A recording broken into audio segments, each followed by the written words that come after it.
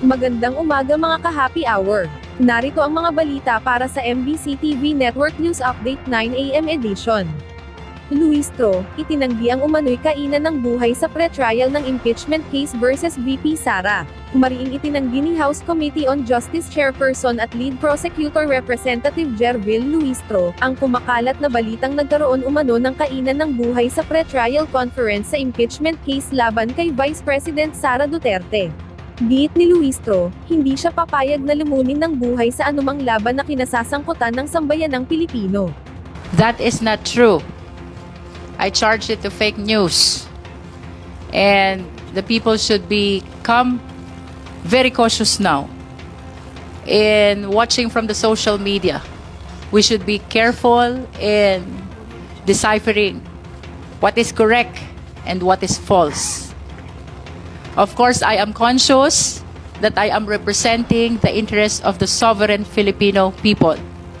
Hindi po ako papayag na lamunin ng buhay ang laban ng sambayanang Pilipino.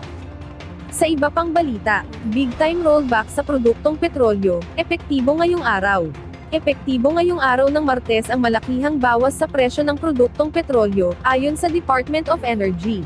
Bababa ang presyo ng gasolina ng 3 pesos and 90 centavos hanggang 5 pesos and 90 centavos kada litro, habang ang diesel ay magkakaroon ng bawas presyo na 9 pesos and 4 centavos hanggang 11 pesos and 4 centavos kada litro, maglalaro naman sa 9 pesos and 82 centavos hanggang 11 pesos and 82 centavos kada litro ang rollback sa kerosene. Ayon sa DOE, ang pagbaba ng presyo ay bunsod ng pag-stabilize ng pandaigdigang merkado ng langis matapos ang positibong pag-unlad sa usapin sa pagitan ng Estados Unidos at Iran.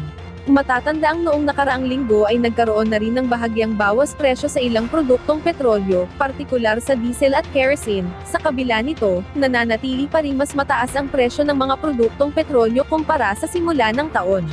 Batay sa datos ng DOE, umaabot pa rin kasi sa mahigit 47 pesos and 2 centavos per liter ang net increase ng gasolina ngayong taon, habang mahigit 39 pesos and 71 centavos per liter naman sa diesel at 37 pesos and 30 centavos per liter sa kerosene. Samantala, tiniyak ng ahensya na sapat ang supply ng langis sa bansa. Ayon sa pinakahuling tala noong June, ang kabuuang inventaryo ng produktong petrolyo ay katumbas ng 43.86 na araw na supply.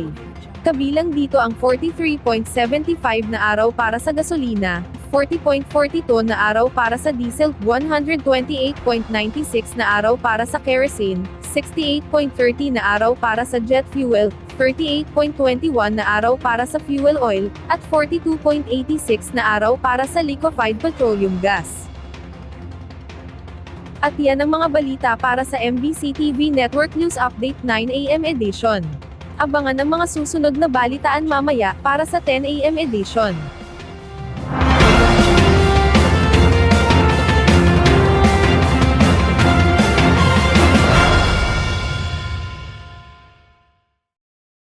Mga ka-happy hour, kung gusto mong manood ang mga balita sa MBC TV Network News Update, mag-subscribe sa aming YouTube channel, i-like ang aming Facebook page, at i-follow sa aming TikTok account.